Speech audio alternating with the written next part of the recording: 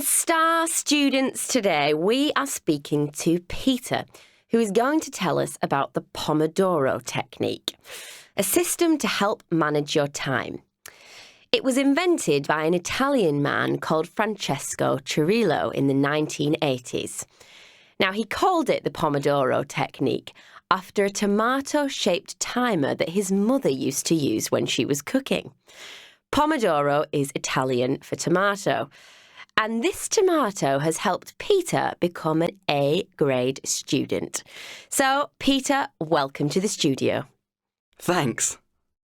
Tell us about the Pomodoro Technique. What's it about? It's about getting maximum productivity from your available time.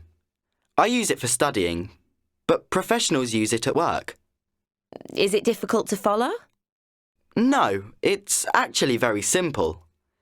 It's about breaking down your work into separate jobs, and then using a timer to separate your time into periods of intensive work and short breaks.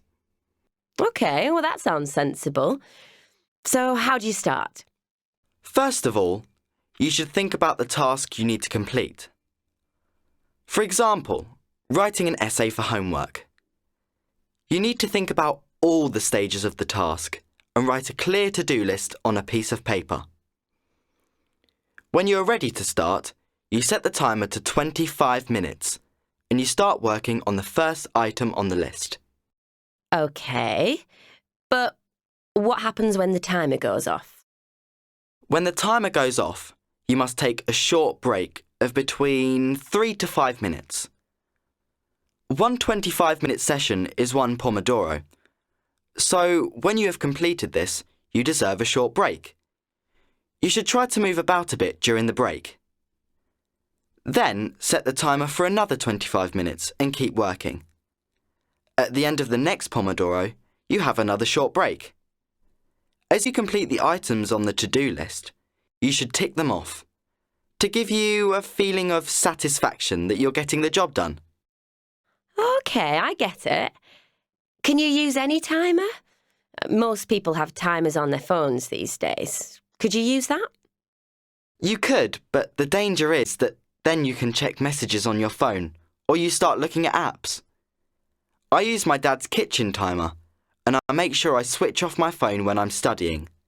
I get so much more done. In the breaks, I sometimes check my phone, but only if I've completed some of the items on my to-do list. Well, 3 to 5 minutes isn't long for a break. Is that enough time? Well, when you've had 4 or 5 short breaks, you can take a longer break, and then you start again. And it works? Yes, it works for me.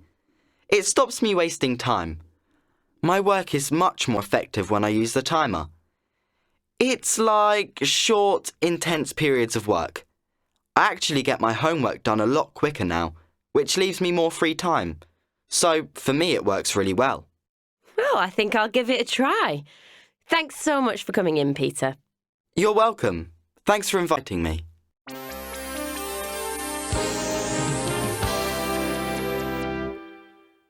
This recording was brought to you by the British Council. To find others like it, visit www.britishcouncil.org/Learn English Teens.